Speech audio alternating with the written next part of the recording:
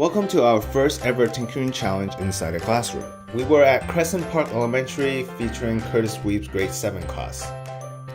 The class was broken into teams of 3 and they were tasked with building the tallest tower that could support a tennis ball.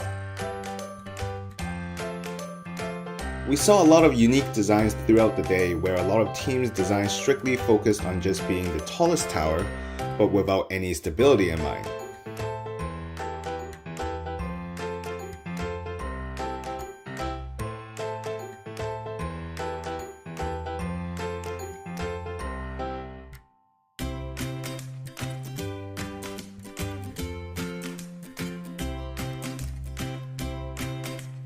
After some reiteration, some towers were shorter but a lot more stable than before. It was a great hands-on learning experience.